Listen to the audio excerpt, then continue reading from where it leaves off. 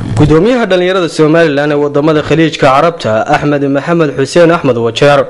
ayaa maantay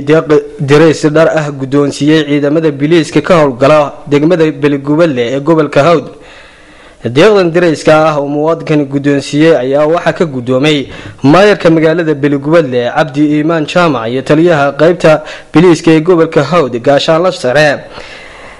Jamaal Cabdi Jaamac.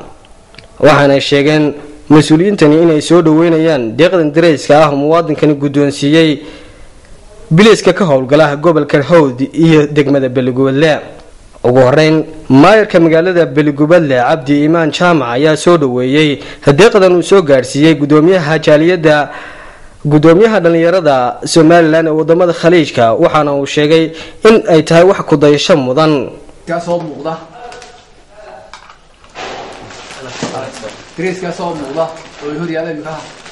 وحن آدي هذا قوم هالنقيا إن كان قرتي إنه كان بليس كيني بتقولي شغني دريس وحن لا دنيا كنا خليج كان بقى دبله إن كنت طبعا إن كان دنيا قرتي إنه كانوا بليس كا قبل كهو على كنتي قاضي هلا أنا قلت له أنا ألقى كنتي أنا قضاء هيك taliyaha qaybta biliiska gobolka Hawd gaashaan Jamaal Cabdi Jaamac ayaa wax lagu farxo ku tilmaamay deeqdan direyska ah uu gudoonsiyay muwaadinkani isla markaasina uga mahadceliyay dhamaanba jaaliyadaha Soomaaliland ee wadamada Khaliijka. waxa uu yiri mar hadii dhalinyaradi jaaliyaduhu ay noo keeneen direys halka hor yaala gudoomiyaha xafiiskiisa waxaan aad iyo aad ugu mahadnaqayaa dhalinyaradaas waxaan leeyahay qabadkiina waa muujisay ka sii kordhiya. gabagabadii waxa halkaas ka hadlay gudoomiyaha dhalinyarada Soomaaliland wadamada Khaliijka Carabta Axmed Maxamed Xuseen Axmed Wajeer. waxa uu sheegay inaan ahayn markii ugu horeysay ee deeq caynkan oo kale ay soo gaarsiiyaan gobolka Hawd iyo guud ahaanba Soomaaliland. waxa uu sheegay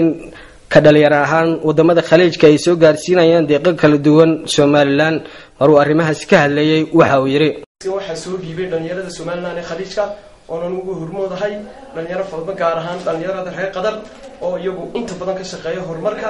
wadanka iyo horumarka gobolka Hawd sidoo uu gobolku uu la gaari lahaa gobolada kale ee ficiisa ah. dhalinyaradan aadka ugu mahadnaqay halkan waxa kamid ah nimanka sida fiican hawshan uga soo qayb qaatay aruurinteeda iyo isku keeniddiisa iyo kharashaadka ku baxay iyo taraadka dheereen ku soo galnay